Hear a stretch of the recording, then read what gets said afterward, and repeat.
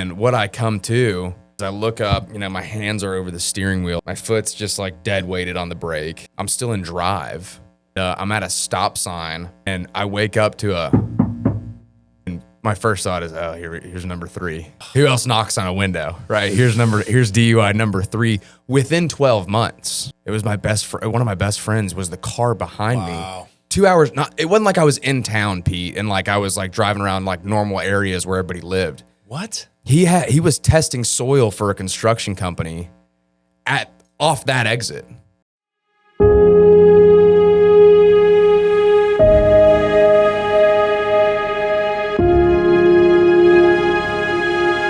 You're on the rise with Pete Kuc. I got my guest here, Blake Moore. Dude, happy to be here. Yeah, man. It's really great to have you here, man.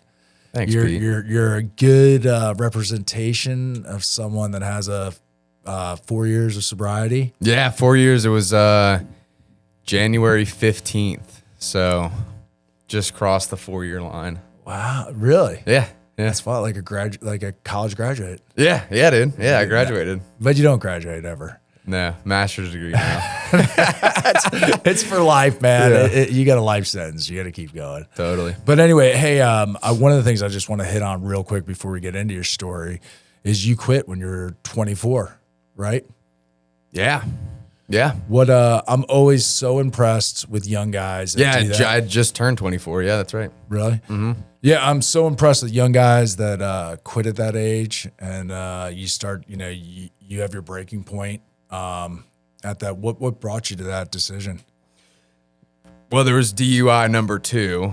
Okay, but that wasn't the thing, Like, yeah, that there's the lawyer costs, there's a little bit of jail time, but the day before I came to Florida, I was passed out in a car that I was driving on the side of the interstate after 2 months after my second DUI, and I'd been drinking and driving every day in between too.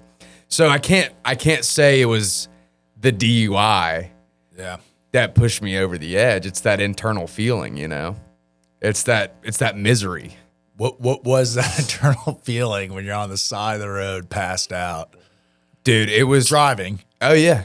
I'm feeling you right now as you're telling me. Oh yeah. No, it's because it's a creepy feeling to not like to be a blackout drinker. Yeah.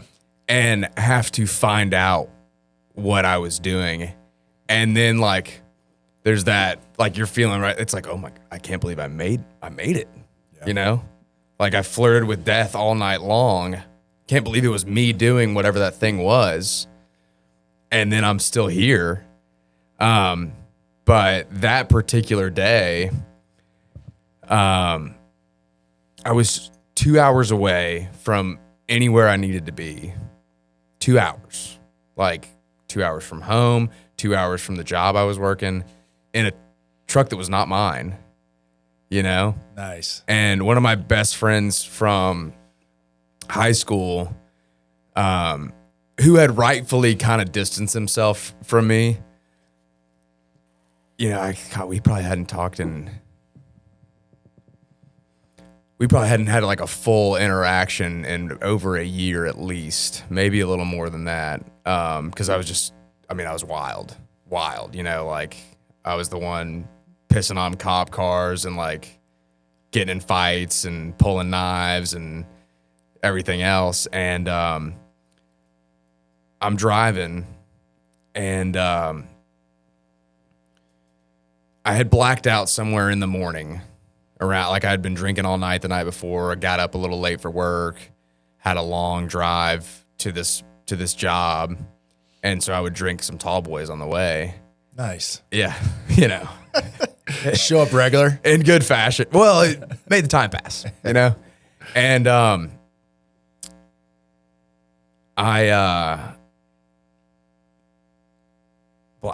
just blacked out. It's 11 a.m. Next time I check the time.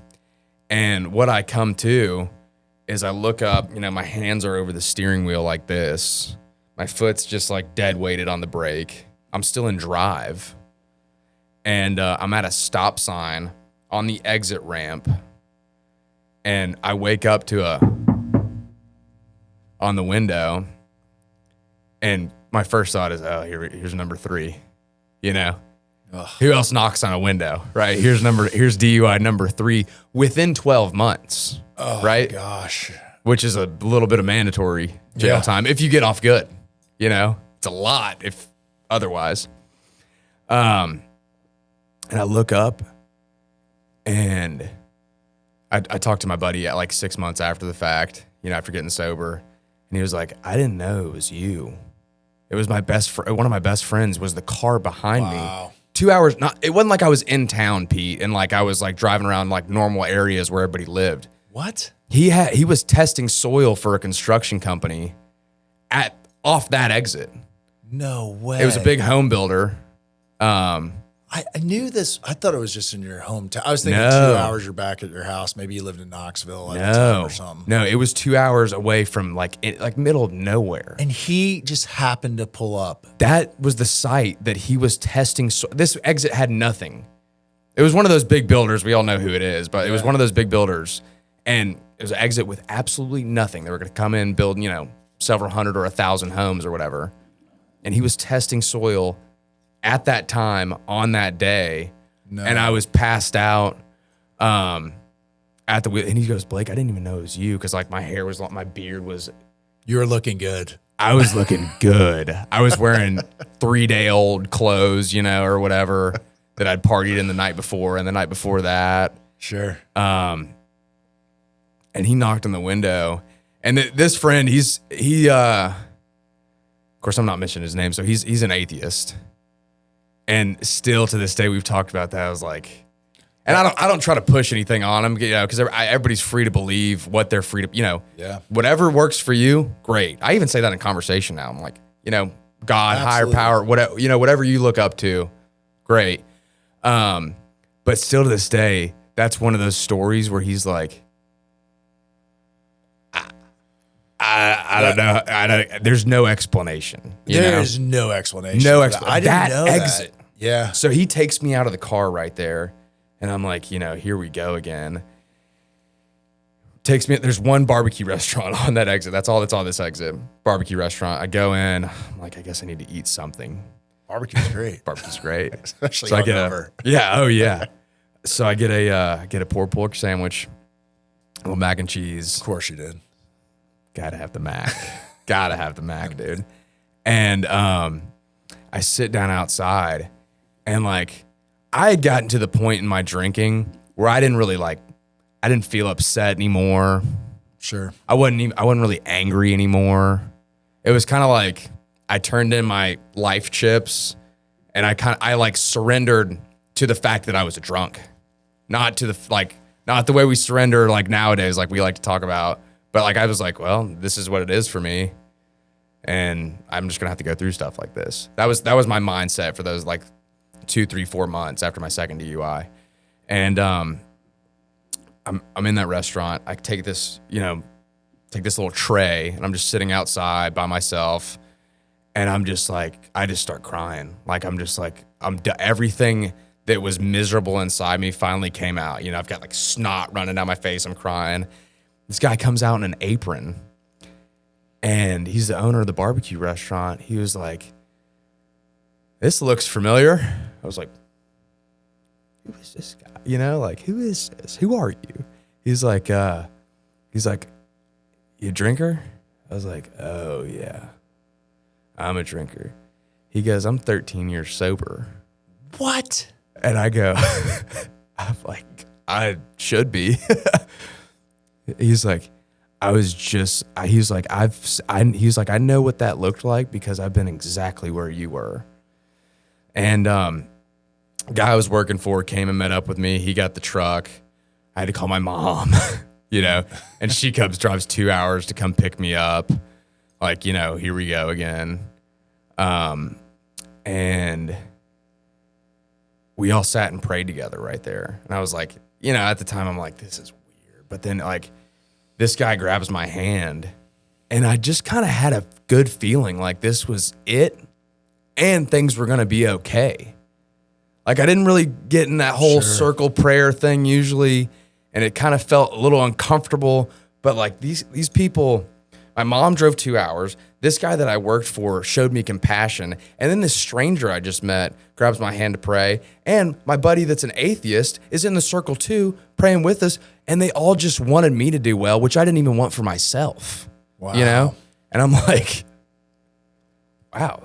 I just gotta chill thinking about it. Yeah, that we talk all the time. We talk all the time, like a lot. We work together, we talk a lot, and we talk a lot about life, a lot about spirituality. And I don't know if I ever heard that full part of that story. Even in our drives, hours in the car, I don't know if I've ever heard that, man. That's like, I mean, honestly, that's a God wink. Like, that is, like, you can call it whatever you want to call it. The fact that what are the chances on a Tennessee highway to get someone Podunk, Tennessee, not like Tennessee, nowhere. You're at a low. You've burnt a lot of your bridges. I do know that part about it. Oh, I think you even burnt the bridge with him. Oh yeah. And then he comes over there. Then you go to the barbecue place, and that guy's there. And then then praying. And honestly, like, I mean, mine is so similar. Mine's similar in a different way. Yeah. But mine was calling my friend who's an attorney because of something totally I thought was getting in trouble, and then him having the words to tell me. And then the lineup of things that happened for me when I couldn't do for myself came. And I mean, I will forever be thankful to God for all that stuff. I think that is such a, your story, it reminds me of like like whether the barbecue guy is even real, or whether it's like a figment of imagination, whether your friend was like an angel knocking, you know what I mean? Like, it's almost like like that one book, The Noticer, where like the guy, like, is this real or is this not real? Is that those people coming? But if I didn't hear that story time and time again, of different people that have it, and especially the ones that are real grateful and have a lot of gratitude and have that side of them in there, it's incredible, man. That's a wild story, man. And I use the word wild. Again. Wild. That is, it was crazy. That is crazy, man. It was crazy. So what was? But I was so excited. Like, I remember I get in the car that day, with my mother, and she's driving me back to Knoxville, and I'm still like, I have her stop at a gas station. I go grab some beers while we're at the gas. I was like, I have to pee. So I grabbed some beers at the gas station while she's driving me home. Of course she did. Because I'm like not wanting to sober up to what's going on yet. But she's like, I said, I think I'm ready for that rehab thing again. Because I'd been once before already. Been once before. For like 20 something odd days, Yeah. What was the mindset? Well, go ahead. Finish your story. Yeah. I was going to ask you. So I'm in that, and I'm like, I'm still drunk, and I'm just like so excited that like, this is it. This is like, it's over. This shit's over, And we get home. Little did I know, she'd already had something lined up for probably a year before, and like all she needed to do was like finally make that call. 'Cause she never pushed it on me. She didn't remind me of it or anything else, because she knew I was just like, I was just hot, just. You have to be ready. Yeah, you have to be ready. And then like with me and with most alcoholics, once the person close to us is trying to help, the barrier goes up even harder. Get away. Oh no, I'll show you, Yeah. I'll show you that I'm a drunk and drink more, But I'm in that car ride and we're going back. And I remember talking before I like blacked out again and passed out on her couch, like how excited, because I could already feel like new life was coming, a new chance was coming. And the next day, I pass out as soon as we get home, early in the afternoon, and she packed a bag for me and got everything ready, And I wake up the next morning and I'm like, wait, I think I said that I wanted to go to rehab. And that little comfort mechanism that we all have on our brain started saying, whoa, like hit the brakes, like maybe not yet. And thank God I'm so egotistical that my mom said, you said you were ready. And I was like, yeah. I remember. I know. Yeah, exactly. That's what I would do. And I didn't want to break or go back on my word when I was drinking. I already started. So I'm just like hell-bent determined to like smile the whole drive. She canceled everything she was doing to start driving me down to Florida from Tennessee the next day.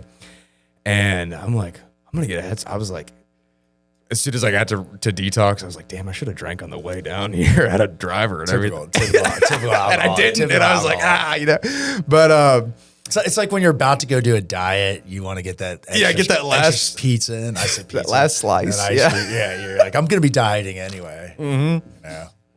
Just all the way. That's but we're driving down there and this was always like so I've got that ego going on. I'm not going to break. I'm not going to show anybody that I'm feeling bad. And I'm also love my mother and I'm not going to show any like weakness or like that I'm scared because I'd put her through the ringer enough, you know? And, I'm like, you know what? I'm starting to like warm up to the idea more. And I'm like, I'm telling her how excited I am, but I'm like trying to convince myself while I'm saying like, oh, this is going to be great. 30 days. I was like, you know, I'll get sober and I'll be in Florida and like, you know, I can probably get in pretty good shape in 30 days too. Just like you looked different. At this point in time. What do you weigh right now? Probably 185. And what were you at this point in time? Probably 240, 250. Yeah. Yeah. All right. Yeah. We'll touch base with that. Right. Yeah. So, and she says, yeah. And you probably get in even better shape in 60 days. And I'm like, what? She's like, well, it's actually a little longer than 30 days. And we drive another like hour. And I'm like, I kind of like swallowed the 60 and I'm like, yeah, 60 days will put me into like the warmer part of the year in Florida. So yeah, I could probably like do some, I hear they got surfing there. So I could probably do some surfing. That'd be cool.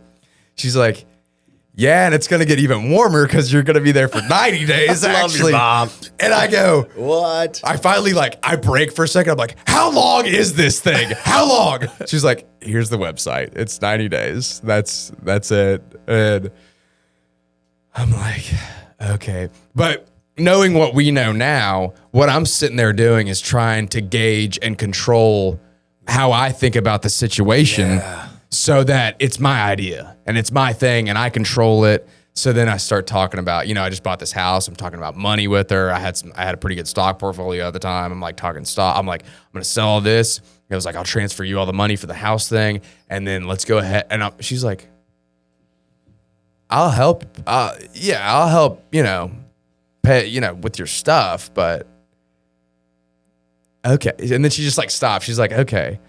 Cause I'm just like, she's just like letting me go. Just letting me speak it out. But everything I'm doing, I was a week into rehab. I'm calling a realtor trying to buy another house while I'm in rehab. Nice. And the case manager, I used my one phone call for the day to call a realtor. Like 10 minutes. I could have called my mom, could have called, I was dating a girl at the time, could have called anybody in my family. I'm like, no, and I'm positive, I'm happy, but in my brain, I want to still control so I can make sure everything's going to be okay. Not God, not a higher power, not these people that are trying to help me in the rehab with their suggestions. I'm going to do it because I'm smarter, Oh man. And you went to Augustine recovery, right? Yeah. I went to Augustine. And so I'm keeping that I'm not going to break mentality, right? I've denied any sort of detox meds to make anything easier. I'm going to sweat it out and get from the detox over to the Augustine, and that I'm going to be happy no matter what is still there. I didn't want anybody to see that I wasn't happy about I made this decision and I'm going to be happy about it. I want everybody to know that too. Soon as I get to the Augustine, I walk in, I'm checking in. I'm like, this is going to be cool. And they're everybody's happy. It's a good, really great environment. The diet's super clean. Yeah. It's everything you want to be healthy going into into the new world, or the new lens of the world sober. And first person I sit down and talk to after I went through the whole orientation or whatever, he's like, "You seem happy now. Wait till you're here a couple weeks." And me and this guy got really close. I still text with him and everything. But in my head, I'm like, fuck this guy. You know, I'm going to be happy the whole time I'm here. And that was my big theme for the last 4 years is I don't care what's going on. I don't care how bad it is. I'm going to be happy. And then I start getting these tools, right, to go with it to where I'm not just faking being happy. I'm starting to plug in these meditation, prayer, AA meetings, cold plunging, fasting, all these like new things because I have a baseline now that's consistent, which is called sobriety. And oh my God, my depression's gone. I feel good. Now I look good. Wait, I'm actually happy now. Like, you faked it till you made it. Craziest thing, dude. It was awesome. Yeah. Well, let's back it up a little bit. So like when you're younger, let's go pre-recovery, you know, like growing up wise. Yeah. Like, okay. you know, you had real loving parents. Your dad was a little bit older. Yep. Then shout out to old dads. Yeah. You know, second marriage, right? You have older brothers and sister, right? And then Blake comes along with his lovely mother. And you have a pretty happy life. Oh, incredible. Yeah. Incredible. I got two parents that are both like very outgoing people. Top number one thing that I always remember them teaching me. I mean, I gained a lot of memories back since and like in reflection and my version of the story too, you know, Sure. the way I think about it. But always taught growing up, it was like nothing matters in this life except for people. That's all we have. We have our friends, we have our family. That's all we have. That's all we're ever going to have. And just to the tune of just loving parents, but loving people. And I didn't really think about it at the time, but they were teaching me gratitude. Yes. You know, they're teaching me gratitude. You always talk about your dad and stuff like that. And I got to meet, and I know your mom, super happy person. Yeah. Really, really. And you always say how your dad was just like the life of the town, the business, everything. And you grew up like private school, right? And kind of he was in real estate too. And you kind of looked up to him and looked up to your brothers who were, you know, really pretty cool guys. And then, you know, you're hit with some tragedy out of nowhere. Your guy's life gets rocked. Yeah. You're like 15, right? Or how old are you? Well, so he got diagnosed with cancer. Yeah, he died when I was 15. Yes. 1 month to the day before my 16th birthday. Side note, which made birthdays like a totally different ring after that, because I didn't remember it like as like something good happening. I just associated with like this sucks, you know. Yeah. And as a guy, I didn't really care about my birthday much, anyways. Exactly. But I cared about it in like a negative way. Sure, it's a negative anchor. Yeah, exactly. And when you're a kid, you don't really know how to process that. And your dad's your hero, and you grow up in a southern, you know, area where that's like, you know, traditional family values, all that good stuff.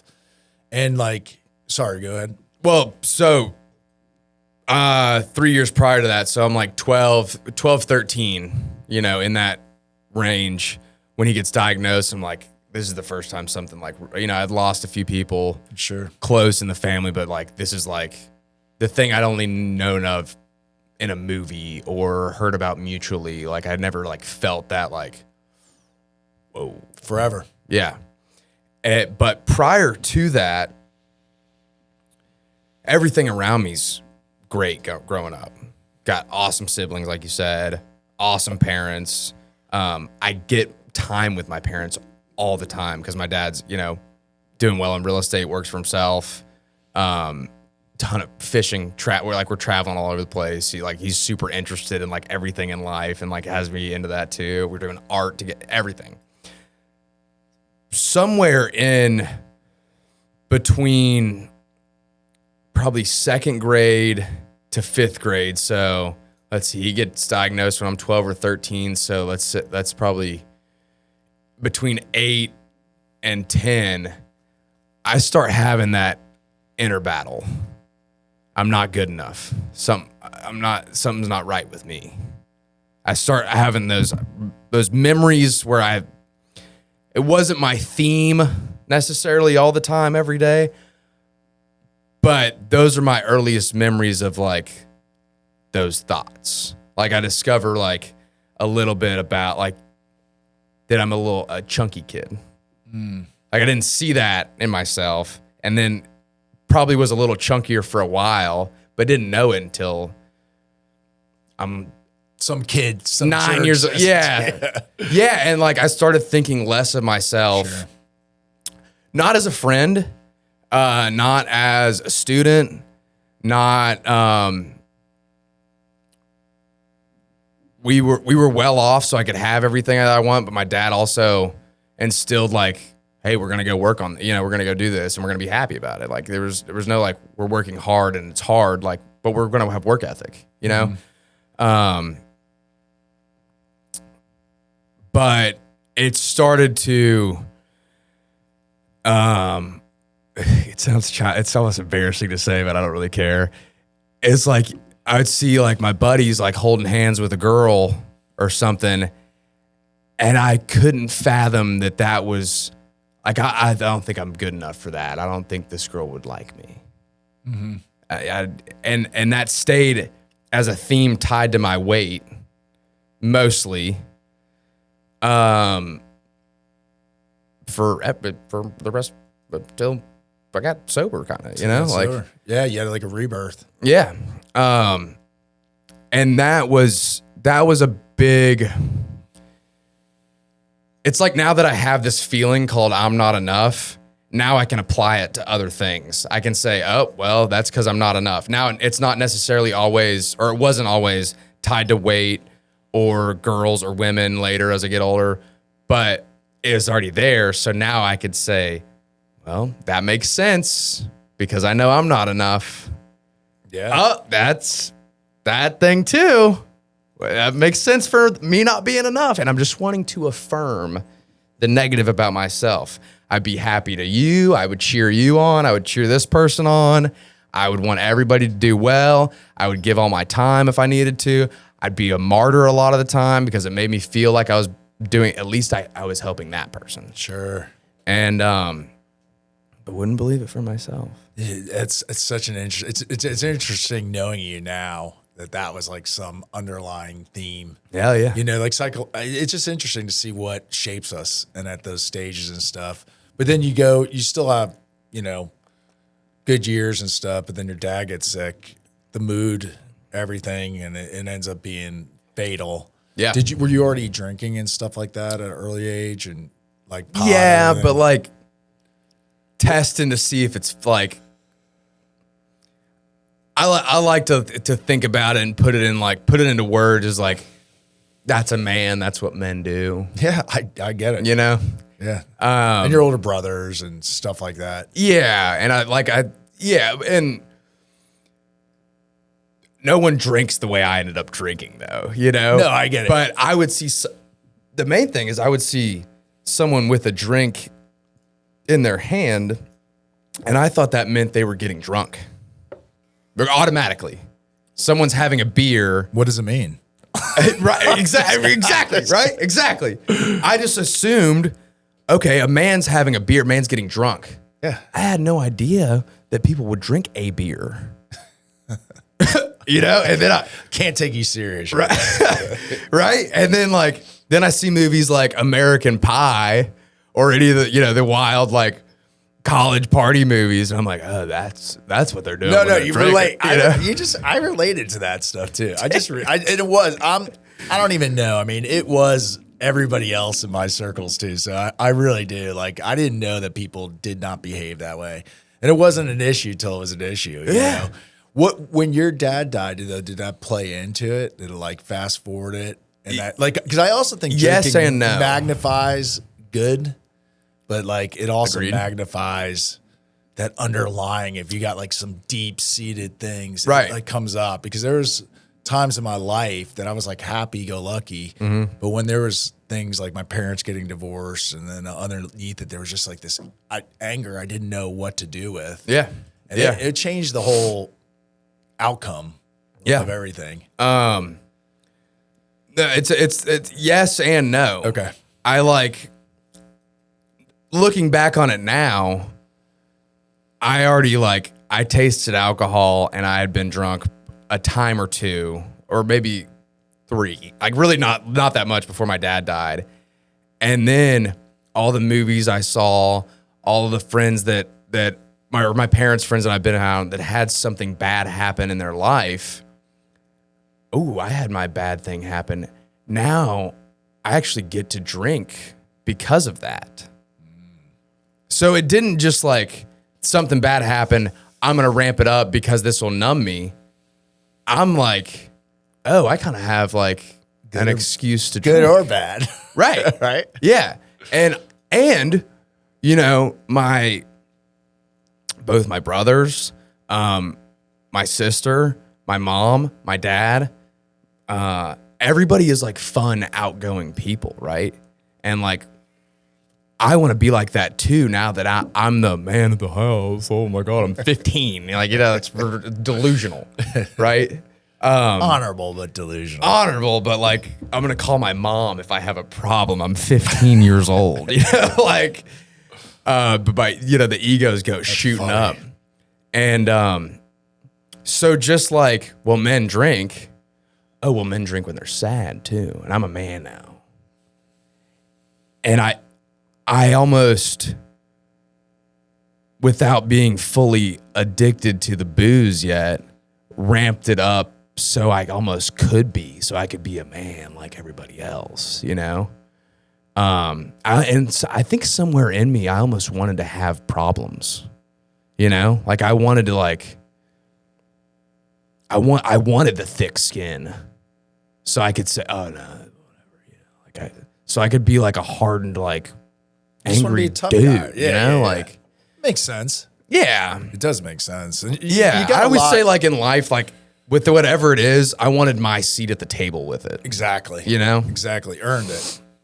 There's, it's glorified in a lot of for sure things that we watch. Oh and stuff that we're attracted to. And at that age, you just don't know how to deal with a lot of stuff. And you put booze and you put drugs or anything else. And then I never learn, and then throw girls in there and all that and the rewards that you get. You are also having a lot of fun and you're meeting a lot of people and going. Yep. So does it ramp up? You go to college. Where'd you go to college? A couple places. East TSU and then UT later. But while we're on the no, I forget. Go ahead. Go ahead. I forgot what it was. Oh, we'll come back. Come back. You said Any moment, interrupt me. It's fine. Okay. But, All right. But I was saying, I'm thinking so much. No, yeah. So wanting bad things to happen, or I wanting to have problems. The first time I went to rehab, which was just a tester, get everybody off my back, but we can talk about that later. But I remember listening to guys' stories being prison, guns, crime, and I really hadn't had I had some really crazy nights and stuff, but I hadn't had I I got arrested one time for public intox, and I felt I wouldn't fully I didn't go down far enough, and somewhere in my head I remember hearing those stories I'm in rehab, I'm delusional as shit, but I'm sitting there thinking I want not real lucidly, but somewhere was I want a DUI too, because it makes me feel more hardcore, some stupid, it is such a weird thing though, that hardcore, that we want as guys to prove that we deserve. There's something about that. I don't know what it is. If you get it, you get it. Yeah. You want it as hard as possible. You want to be able to say that you went through this thing and you want a seat at the table and go, listen to what happened to me. Oh yeah. And the funny part is that at the end, when you surrender after everything, you just go, dear God, I just want to be innocent again. I just want my innocence back. It is really, you just want innocence back. And I don't know, but that's another discussion. No, I did totally. But you go to college, like you've told me, like you were just like totally out of control. Like, dude, so leading up to college, which again, I think a lot of young men and others can relate to in some way or another. It's your first real, and that's another one that like you put a feather in your cap. How can I be so crazy?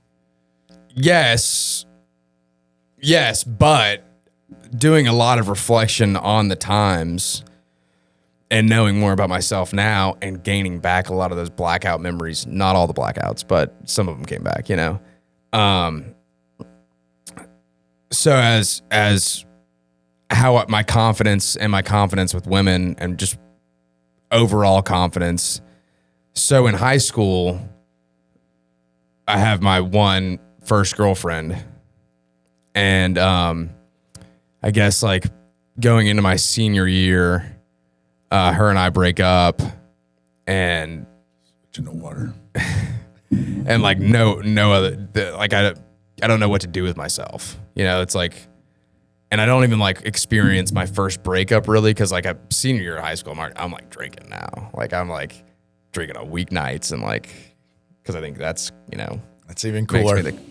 But college hits, have a wild summer, a lot of fun. Like got really close with a lot of my friends that I'd been getting close with, but like even close. It was like that summer where like there was nothing, there's no job. There was like, actually we worked for a flipper that summer, and we did like slumlord construction for the whole summer, being like two of my best friends. So like our day job was hanging out with each other, you know? And the rest of the time was just like, we had fake IDs. Let's just have a blast. And, but I get to college, and I kind of like, just like anybody else always had told me like, oh, you can reinvent yourself. And like, some part of me was saying, wait, no, I just want to be me. Like, but now I get to be me without any of the demerits that have been against me in my hometown. Cause I was only an hour and a half away, but I was just far enough where I didn't really know anybody. I think I knew like 2 people at the school going in, or 5, you know, which is totally different from like a person that always knows every single person in the, you know, in an area. And I get there, and I'm like, go to my first party, meet my first people, and I'm just like being my full self without like feeling like I have a monkey on my back, right? And didn't know this at the time, but looking back, like I was really loved and accepted, and it felt weird. But like, so I had no success with girls, the one girlfriend, and then like girls are wanting to talk to me. I'm in like decent shape when I get like, I've been lifting a lot, so I'm still like bulky, but I'm like, you know, sure. I'm strong, and like, and you're a charming guy. So yeah. And I'm like, I've got the charm turned all the way up. Like I'm getting whatever I want from whoever I want. And I'm not even like trying to get, I'm not like full, like, I'm not like trying to like manipulate. But you have a personality. I don't care whether you're drinking or not drinking, that people gravitate to you. I'm getting that first feeling of being magnetic. Yeah. You know, because I didn't realize that in school, because I went to the same school, K through 12. So I never had, like, I just thought people knew me. I didn't think people liked me, you know? But now I feel that like, oh wait, I just met these people last week, and like everybody seems to like me. That's weird. But, and I'm not trying to manipulate anybody or be anything different or like get anything out of anybody. I'm just like giving things the old college try, and, meet this beautiful girl that's like a few years older than me. Like, you know, at the time is like the dream or whatever. And she's like, we start dating. She wants to meet my mom. I'm like, how is everything going good for me? All right, so let's blow it up. Let's blow it up, baby. So I get like, I have one little thing happen, one little bad day. And there was like a miscommunication, and all I had to do was just like relax and go have a conversation with like the people involved and this like little like miscommunication that happened. Blake said something because I was loud. Yeah. And, smooth things over. I took that and say it, you know what I'm trying to Catastrophize it. Yeah. Catastrophized it. Yeah. Yeah. Or phized it. Yeah. Well, And I have a bad little thing. I have my first little like argument, miscommunication with this girl. And I know like there's a whole story to it. Like someone was manipulating my kindness essentially. Sure. And I got too loud and said some things I shouldn't have said also. Like whatever. But I took that as my first little pushback from life. And I said, oh, perfect. Subconsciously. And I went to the liquor store immediately. Got a couple pints of 100 proof Southern Comfort, the Black Label Southern Comfort. It's disgusting. Ugh. And I'd been hanging out with this one fraternity the whole time I was there. And like people were inviting me to all their different parties or whatever all the time. And I was like, I got this little, like, I took a little sip of that and the wild comes out, right? I'm like, I'm just going to show up to this other random house party. I don't know anybody. I'm just like, I'm just going to blow it out, whatever. I get to this party and I remember very distinctly the moments leading up to this. I feel horrible about myself and I'm going to drink to show everybody how bad that I'm going to match my internal feeling with what's going on externally. Like it's going to match. It's going to be the same. And they're like, oh, this is a no cup party. So everybody brings something different to drink out of, some whatever. And I was like, is a bottle? Bottle's not a cup. And so I sit and I drink the whole bottle and then crack the other one, drink the other one because I was going to show everybody how wild I was. Blacked out. And it was the quickest I ever blacked out in my life. I blacked out a lot. Allegedly, I still don't remember any of this night. I think because I got hit in the head a bunch. I tried to fight everyone in a 100-person house party. Nice. Everyone. And then these guys, I actually just remembered one of the guys that came to pick me up. Him and I are friends on Facebook now, and he got sober too. And him and I've messaged back and forth since. And I hadn't seen him since this night, really.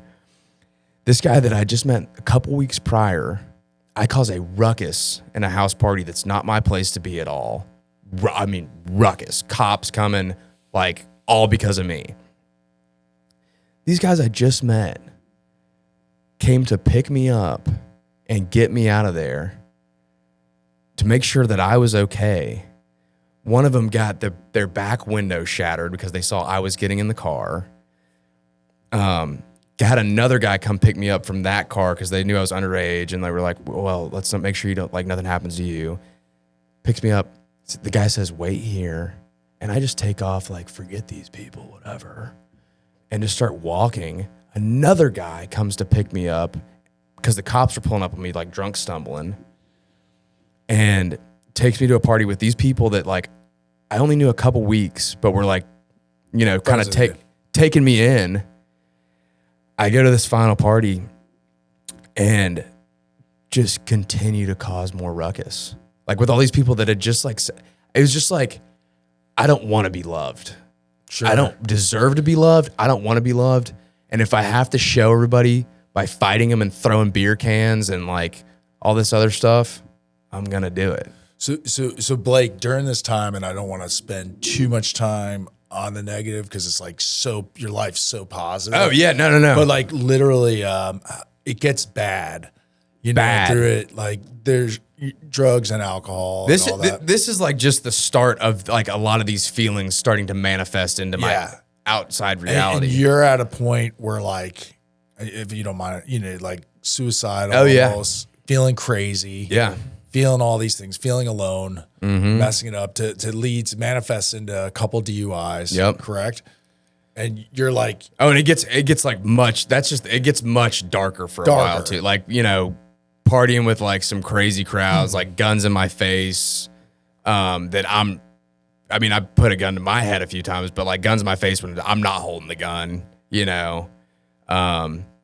getting into some different drugs a little bit. Not really a drug guy, not really a drug addict, but a party's a party, you know, like Sure. I would And do drinking mornings. Yeah. Mornings all day. A lot of fighting, a lot of causing fights, continuously pushing people away. The weird thing for me, and maybe somebody else will feel the same, is a lot of the narratives in my head at the time not being reality. Not being reality Thinking at all. people are mad at you, thinking this. And thinking that like I wanted a like girlfriend, wife, and thinking that like wasn't for me. Meanwhile, like I'm having all kinds of success with the opposite sex, you know, like girls are going on dates with me, you know, all that. And it's like I'm going on these dates like this, like no one's even there. Like I'm talking to a wall, you know, like I won't let anything build my confidence, but I'll let everything destroy it. And I'm loved everywhere I'm given like not just the second chance by everybody. I'm given the 4th, 5th, 6th, 7th chance to people I just met too. Yeah, and you're just like burning it down, burning family, friends, burning all these. Yeah. Well, all right. So you come to your point of like, you know, where you end up at the barbecue place. Yeah. You know, and you were like at your last hurrah. Yeah. 2 DUIs. The DUIs didn't stop you. No. Right? No. Just going to barrel through External consequence, nothing. You end up surrendering and you go to Augustine Recovery. Yeah. Right? Yeah. And you start listening. Oh, yeah. Actually, I met you there. That's where we Yeah. met. I wrote my number on a napkin for you. Yeah. Yeah. We talked and like I came and talked with them and then we stayed in touch and like you reached out to me afterwards. Weekly coffees for a long time. Yeah. And you know, the one thing that struck me was your willingness of everything. Like you really did when you surrendered, which this is like 2 things I really want to say about this thing. I am so impressed with you that you got sober so young. Somewhat jealous, by the way, too. I'm like, you're going to have an amazing life, you know? And like for someone that's young, struggling or anything else like that, but thinks life's going to be boring or how are they going to go through college? When you surrendered, like, what's it like? Dating, everything else. It's all magnified. It's like, I wish I was sober all through college. Oh, college would have been incredible sober for like a guy like me. Oh man. This guy doesn't have energy. You know? But the first thing I'll say is I get to keep my friends now. That's something that I like hated before is I felt like every cool person I would meet and I had a connection to, I'd crumble it up and throw it back away, you know? But I get to keep friends now. And I've gotten a lot of friends back for sure. Especially I've watched you restore relationships and things that you'll call me, you know, when you go back home from Tennessee, you're like, hey Pete, remember I was telling you about such and such? You know, they came up and talked to me and they wouldn't accept my apology when I first got sober, but they're like, we're so proud of you. We see all that positive stuff you do. Yeah. You know, it's time and time again. It's like, dude, in the past when I would try to like talk my way or, you know, give my way or do service to get my way back into somebody's life, just like trying to show how bad I feel about whatever I did. I couldn't do anything. I couldn't do anything to win that person over.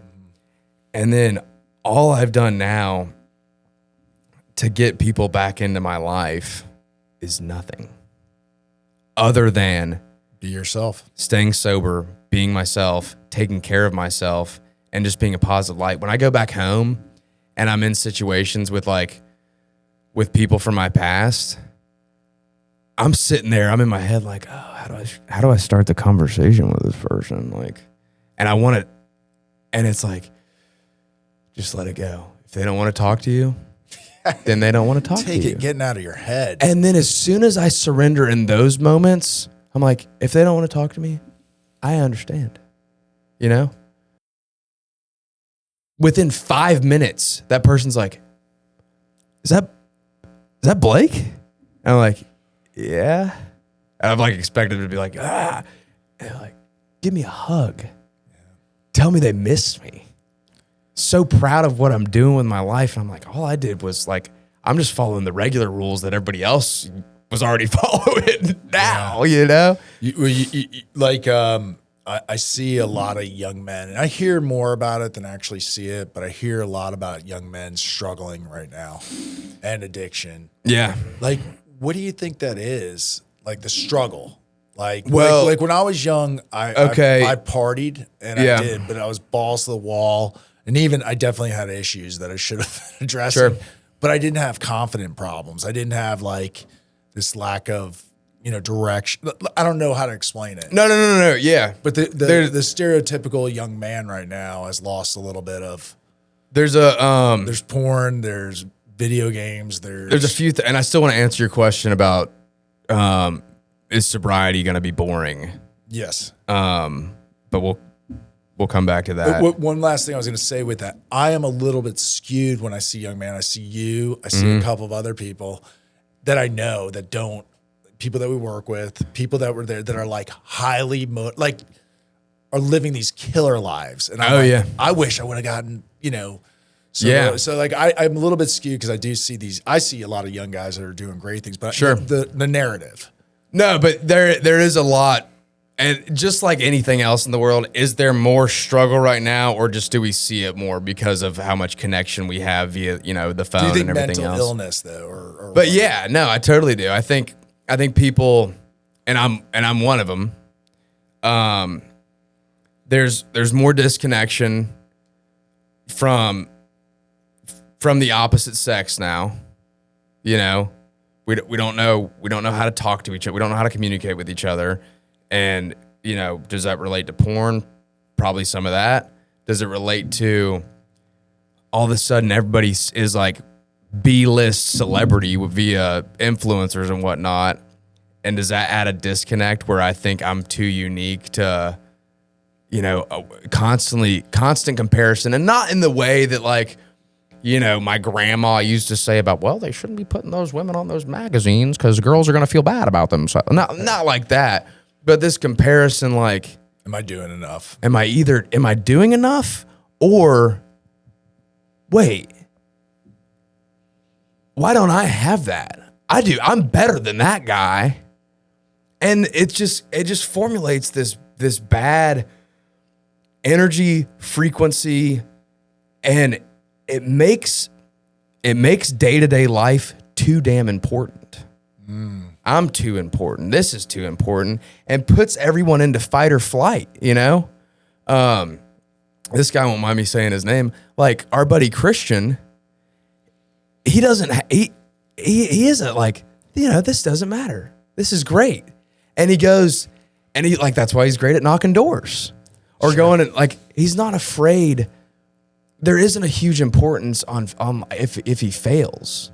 Where for a guy like me, if I went and tried to talk to this girl I didn't know and I failed, oh God, how bad would that be?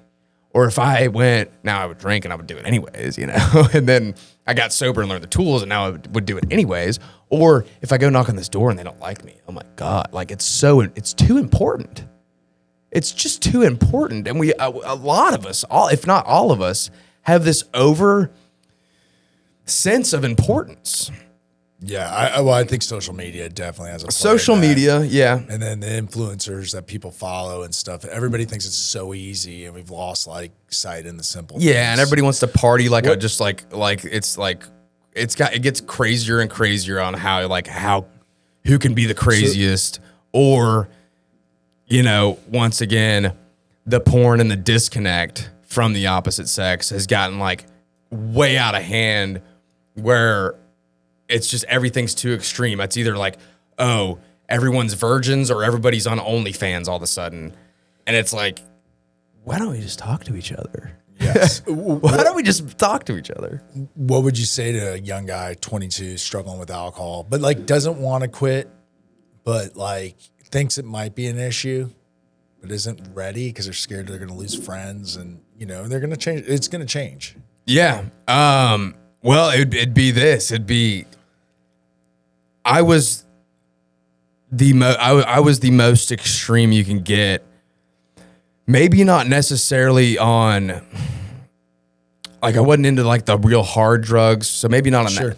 But I was a social guy, meaning I hurt a lot of people in a short amount of time. Like I felt the same feelings but no matter how, like I felt the low. And I did a lot of things that I don't want to, necessarily talk about. But and I had that same feeling too, like, wait, is this gonna is life gonna even be fun? Is it gonna even be worth it? Because I already need so many outside influences to just like feel good. So now if they're all taken away, will I ever feel good again? Then I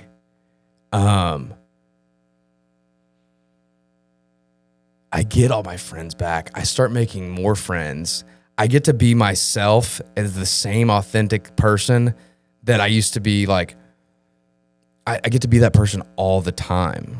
Like, yeah, I swear a little bit, but like everybody knows what they're getting with me. There's no like, oh, wait, what does Blake do at night? I'm healthier. Dating got way better. And now I have like, beautiful girlfriend that like great girlfriend. We have a house together, down in St. Pete. Like I have a sick turf yard with a gym. We have 3 dogs, like doing the roofing thing, trying to, learning about sales. And, I picked up a hammer and I'm like learning all these things. And there's speed bumps from life, but it's not me anymore. I'm not my own crutch and speed bump. And I get to like the fun part of like where a 22-year-old would be or where I was at is the adrenaline and the life I've gotten to live since getting sober at 24 has intensified to them. I started riding motorcycles when I got sober. Started singing a lot. I sang a lot growing up. But that was your dream that you put to the side. Yeah. And you started writing again? Because I thought it was possible now. I didn't think anything was possible before. I swam with 6 months into I dove off a bridge into a place where people were shark fishing because it was wild, like not like I was like, I wasn't suicidal. I just wasn't afraid to live anymore. Sure. I've got to feel what I never got to feel because I was always too drunk, which is liberation. And you've experienced some things in your sobriety that are hard. You've had some financial stuff. You've had some different things that like we won't get into because I'd rather vote, but I've watched you go through it consistently.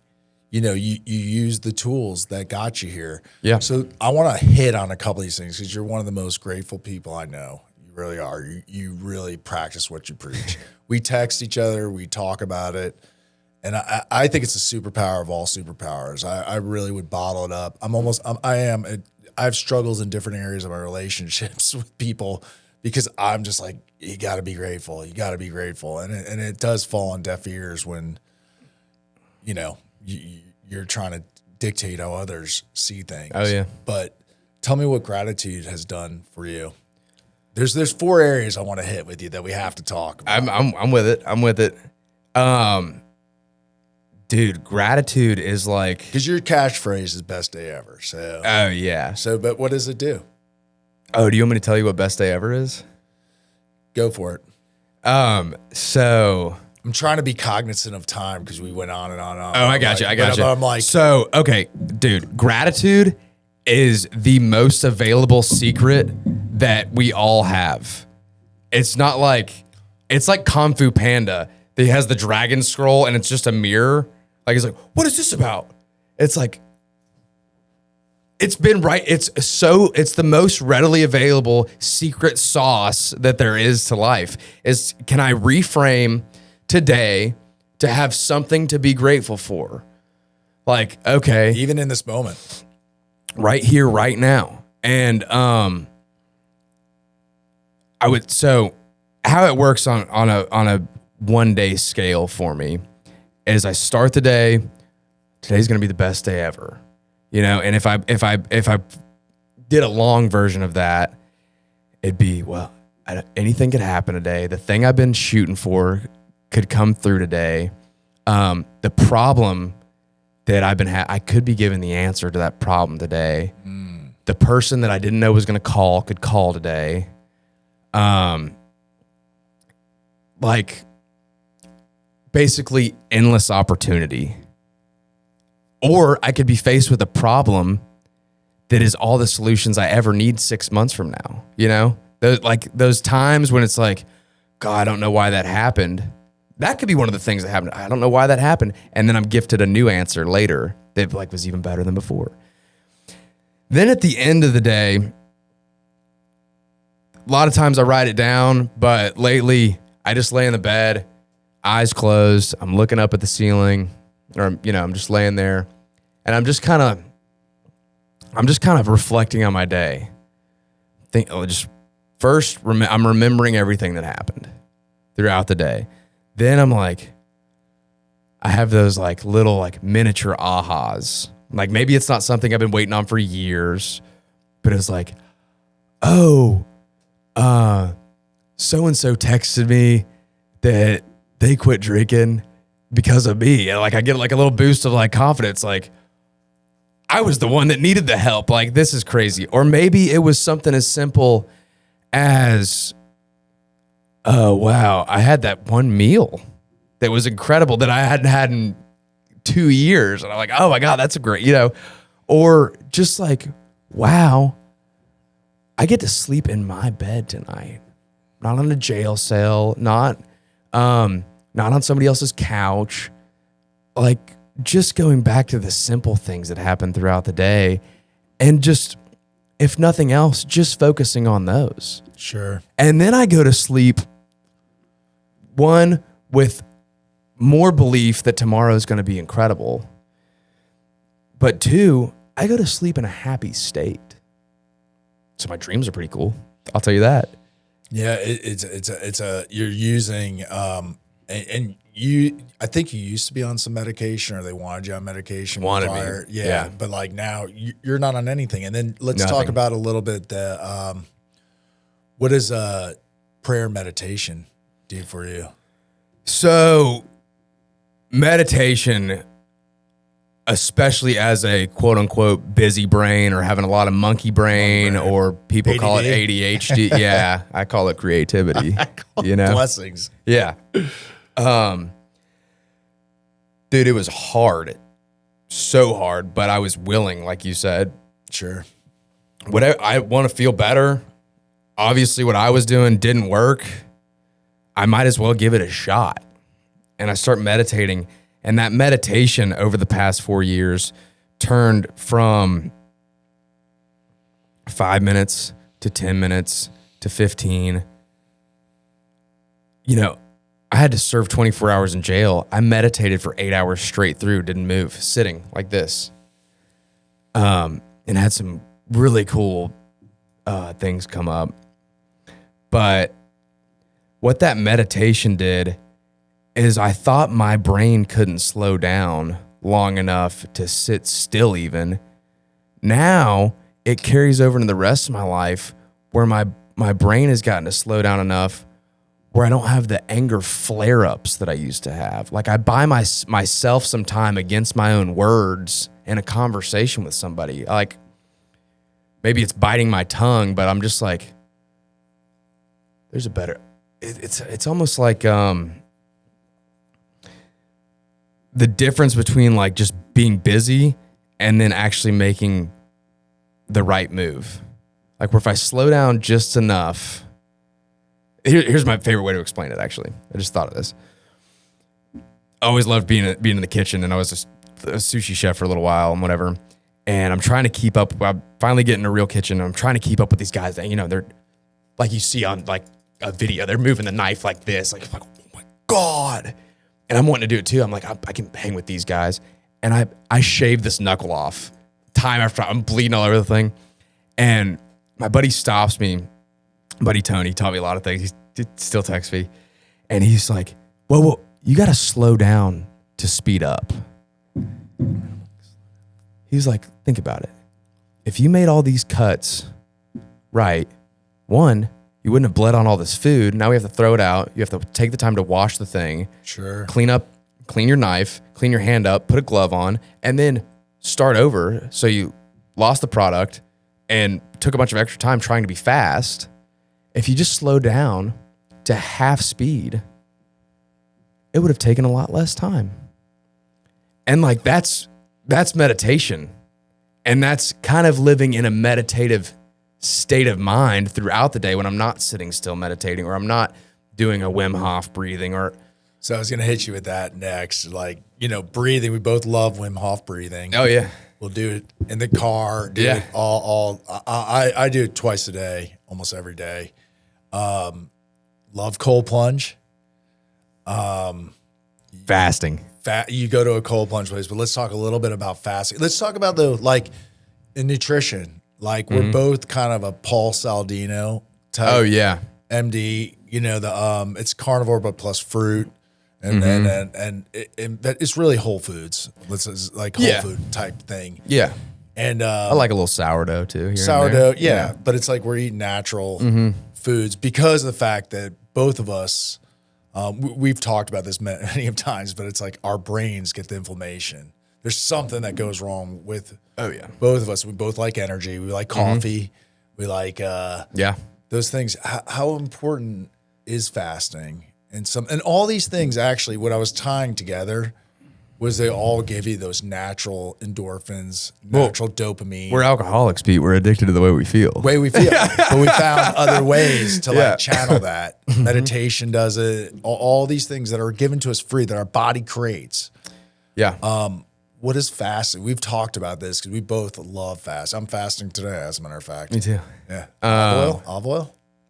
I'm olive oil. No, I'm just water coffee. Gotcha. Dude, fasting started for me not as a anti-inflammation or really any of the physical benefits. Didn't have that on the mind at all. It seemed like a good Spiritual side effect. I wanted to get a hold of my anger. And I knew being hungry is like one of our like most frustrating times, like for someone that hasn't been fasting before, like, oh, well, me, I get a little snappy midday before my lunch. Like, me too, Okay, well, I've already read and seen and met other people that do this thing, so I can too. For sure. And I was coaching kids gymnastics at the time. So that was like my safety net for anger. I'm like, okay, I can't get mad at, I have that as like a first and foremost. I cannot get angry at these little kids that I'm like, and there's 30 of them and they're hanging on my legs and, punching and everything else. But I know I cannot get angry at these kids. And so I start 24 hours. Good. Okay. Then I go 36. Then I do 36 a few times. Then I do 48. And all of a sudden, it was like a cheat code to getting like a year's worth of meditation in a short amount of time. I actually ended up getting a hold on my anger, where these outside influences that I made sure didn't bother me when I was hungry. Now when I'm like eating once a day or maybe even twice a day, eating normally, whatever. Wow, nothing like this is like easy now. Like I'm not even hungry. So this like outside thing that's going on, this is not even a big deal. It's just just something happening. Yeah, I think with like fasting, one of the biggest things, and we've gone as much as 7 days, I think. Yeah. Seven we did together. I found that I didn't realize how much stuff I automatically do. Like I reach for food when I'm bored. I reach for a drink when I'm bored. Snacks in the car. Oh yeah. All these things in these emptiness that I'm all right, even if I'm hungry, and the spiritual aspects. And I also find like when I'm going through something really hard to go fast and pray. Day 4, baby. Day 4 is the answers day on the fast for whatever reason. And go, but there's something that happens with it, but I'm clear headed. And then when I come back out of it, I have more of a sense of like what's good for me. There's all these different scientific reasons, but there's also spiritual reasons. And I do believe like that's what we're taught. And I love it. I'm like during Lent, I'm doing Monday, Wednesday, Fridays right now. And then I'll do a 3-day fast here and there. And then I'll go through it. But it's like, but I'm not doing it as a poor me or look at me. No. I feel really good. It's a reward. It's not easy, but it's definitely a reward. It gets easier. And you look forward to it. It gets easier. Yeah. You know, same with the cold plunge too. Do you find that with the cold plunge? Oh. Like that's the exact same metaphor. Dude, I hadn't plunged for like a month. It's so hard. Because I was having a little, in the winter, it was a little tough. And I was having like a little blood winter flow. in Florida, by the way. Go ahead. Yeah, winter in Florida. But I was having like a little blood flow thing with my feet. So I was trying to like reset that. And I did. I think fasting actually helped that too. Sure. But I plunged yesterday. And I still honestly don't even know all of the physical benefits of cold plunging because I feel so good mentally. Me too.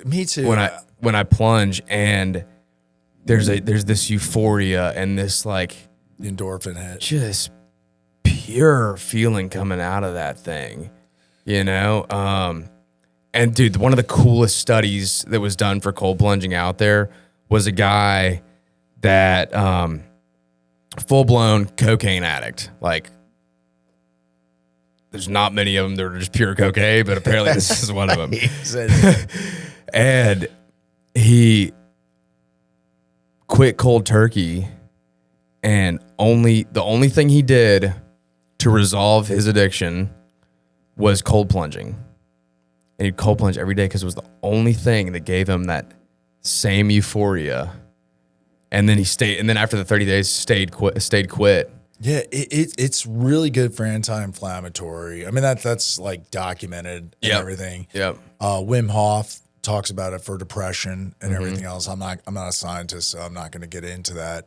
The thing of it is that it helps, that I like the most, is doing anything I don't feel like doing and I force myself to doing. It gives me a little bit of a sense of control. The override. The override. And it's like, man, I come out of there, I feel really good. I feel really refreshed. I don't follow the rules whether I worked out before or not. I'm doing the cold plunge, to do it. I think one of the things that we talk about as well, like in recovery, once you're recovered, is living this different life, like doing things differently. You lost 240 pounds and you're down to 185 now. Yeah. You look great. I mean, you're in really good shape. You're healthy. We'll stitch in a pic of we have to before Blake. That'll be our hook. But like, I really do like, and I enjoy talking to you and different things because I like the lifestyle of being positive, of having gratitude, of going through facing your problems, sharing it with someone else that you trust, and then living this life. And how much do you think, like physically, like working out, eating right, cold plunging, throwing fasting, how much does that help? Journaling, right? Mm-hmm. How much does that just help your recovery? Dude, just sitting here talking this one out and thinking about the fasting, and the cold plunging and the working out and all these like quote unquote physical and gratitude. Just the physical body things. All the physical benefits, diet, all the physical benefits have been secondary to just feeling better in my own head. Yeah, that you have to be able to face it with energy. Oh my God, exercise. Yeah, okay, I got in shape. Oh, diet. Oh wow, now I can look down and see my toes again. Like, great. But and I feel like I have more physical energy. That didn't matter in the slightest compared to just feeling good. Yes, like, and having self-esteem. And dude, confidence. and the workout thing with gratitude, I had such a hard time. Like, I was one that I would get in shape, I'd go back out of shape. I'd get in shape, I'd go back out of shape. Like, cyclical. But in my head, in those workouts, like pre-sobriety and pre-good, solid gratitude mindset was like, you know, like the old school, like, come on, do it, you little bitch. You know, you can do it. Like that kind of self-talk. As soon as I got sober, I made the switch in my head that I was going to go to the gym. You're going to enjoy because I'm grateful for my body. And I want this as a practice to show that I'm grateful for the physical life that I have. Then working out, showing up. The working out was about the same difficulty either way. But the showing up, which was the hardest part, so much easier. Enjoyable. You can enjoy it. In sobriety, I've let myself go at different times, like getting busy with work, getting busy with my, having an infant at home. When I started this podcast, I looked at one of the pictures from the first one. I was like, oh, heck no. Like we're like some of the, like the ego and everything else. I was like, I got to get back in my, in shape, man. I can't have pizza. I can't. And the side effect of that though, is I feel I have so much more energy. I sleep better. Mm-hmm. When you sleep better, you then wake up with more energy. You're ready to go. When you do your gratitude, you have a little bit more positive outlook. You're primed for the day. Mm-hmm. Doesn't mean everything's going great, but you can handle it. You can handle it with ease, and you go through it a little bit easier. The big thing is our cameras might fail, so I have a few more questions, and I want to get to them.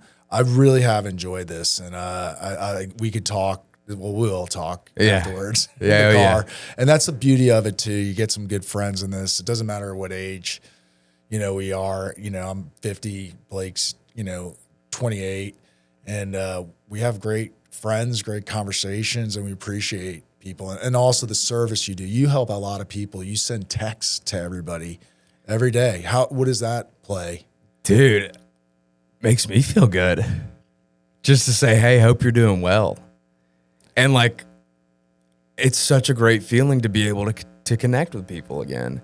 And I'll jump in and do the I got the pickup truck kind of service, or I got time and a hammer on it. I'll jump in on that. But you're right, really, the easiest thing to do. I can do it from anywhere. Like I sent 75 texts on the way up here. Well, I guess you shouldn't text and drive, but you didn't. You're talking. I was texting on the way up here. And dude, to pick up the phone and just reach out to somebody, not even call them, just say, I hope you're doing well and hope you have a great week. It's free and it's so easy. It makes me feel so good.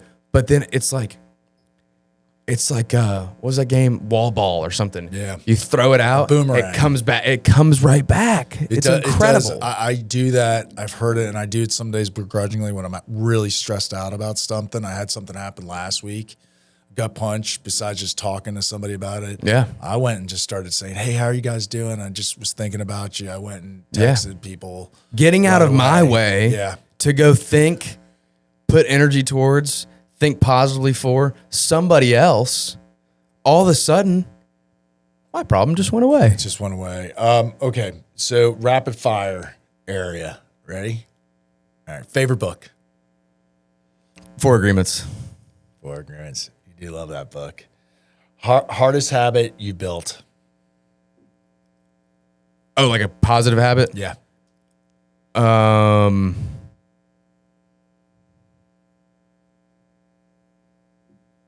Exercise. Yeah, you're good at that too. One piece of advice to your 18-year-old self. You don't know shit about shit. To quote the famous Anthony Bourdain. One thing you tell your 18-year-old self. I just said that. Best day of sobriety. Best thing about sobriety.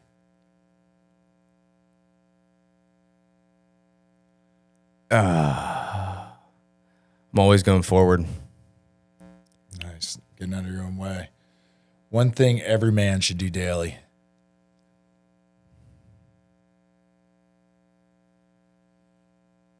Say thank you. That's awesome. And then lastly, what do you think your dad would say to you today after seeing everything you've been through and have done?